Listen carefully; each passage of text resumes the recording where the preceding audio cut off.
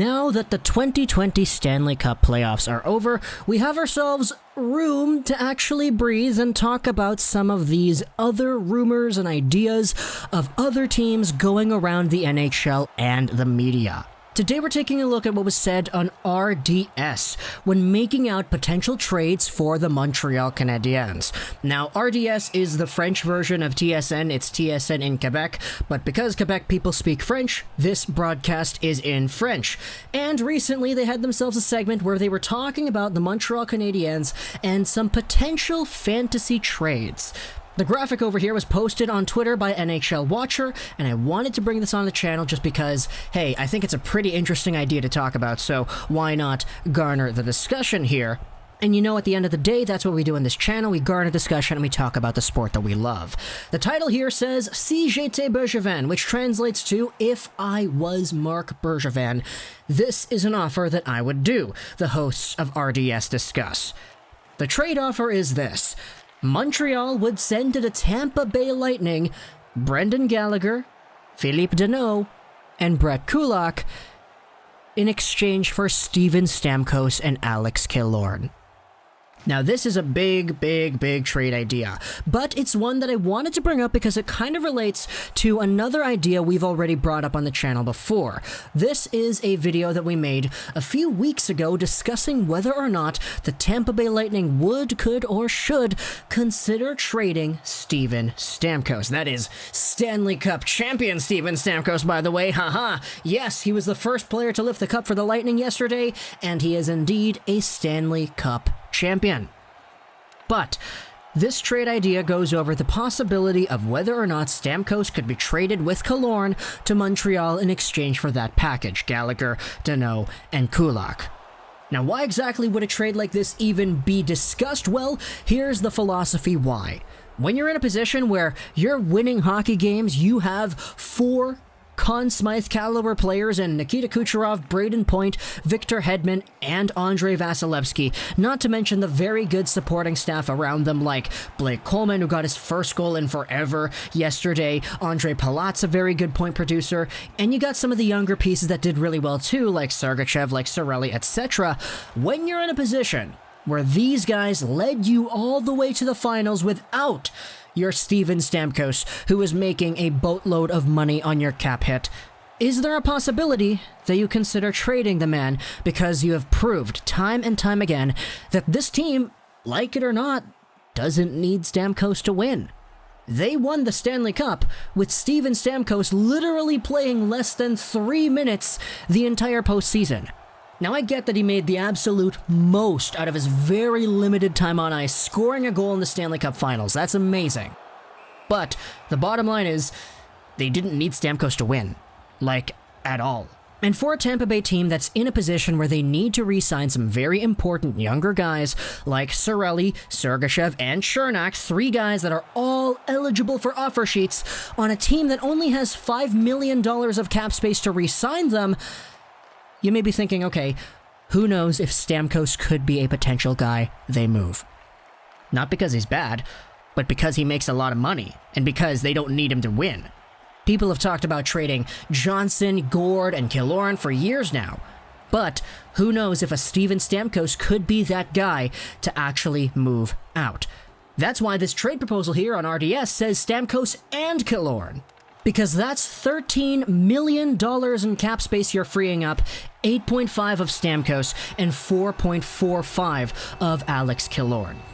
The return the other way, it's pretty simple. First off, you have Brett Kulak, a guy who is making 1.85, which is not nothing, but it's still significantly less. You have Phillip Danault, who is making $3 million and who's going to be a UFA in a year. And you have Brendan Gallagher also making 3 point something. He is going to be a UFA too in a year.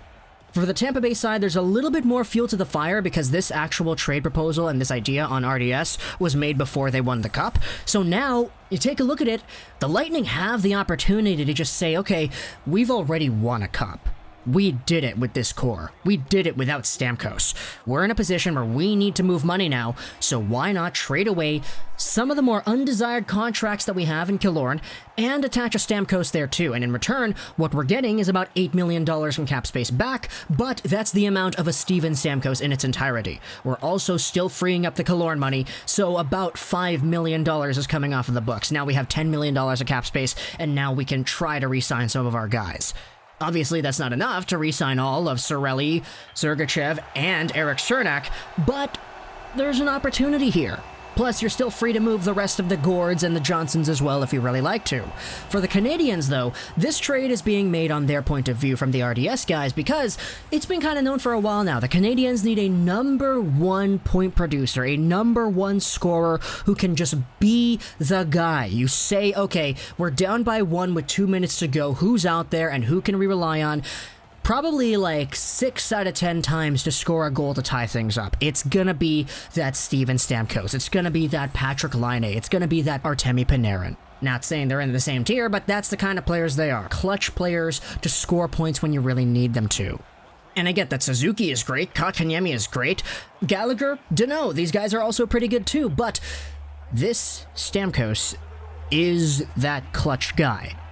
And depending on if he's even able to stay healthy next year, we could, if he gets traded to Montreal in a scenario like this, see this guy take over the reins as that number one point producer for the Habs. Now again, it's not guaranteed in the slightest. We don't even know if this guy's going to be available for the Lightning next season, let alone in a trade-like scenario.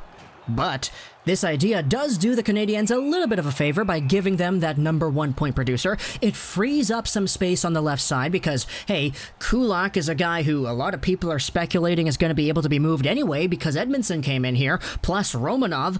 And Gallagher and Danault are in different positions because they are guys who are expiring in a year. We don't know the certainty as to whether or not Gallagher or Danault would return to Montreal. We already shut everything down with the Petrie talks because Petrie signed a contract earlier this week. But the number one thing that people were saying after Petrie signed the contract was, hey, do Gallagher next, do Danault next, because we don't know if these guys are going to come back. For Danault, there was already that controversy going around with him being a third-line center, and he was apparently unhappy with that because he feels like he's got more to give offensively. So this trade does the Canadiens a favor by taking in two guys who are already locked up for a few more years. There's no more uncertainty, there's no more, oh, will he come back, will they stay, will they resign? Nah, they're already under contract.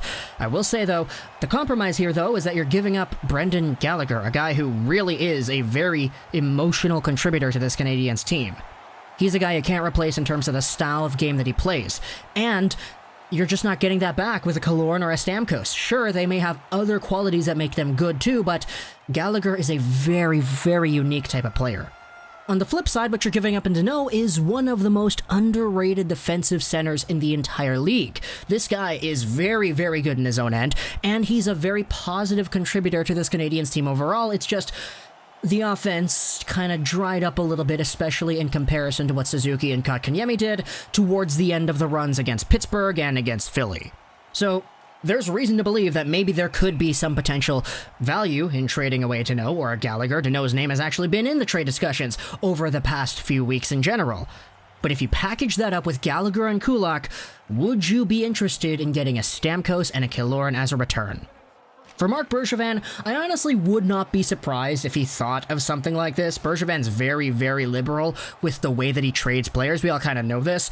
But as for Julien Brisebois, we already mentioned it off the top. This is a team that literally won the Cup yesterday. And they have to do things to get some of their other guys re-signed.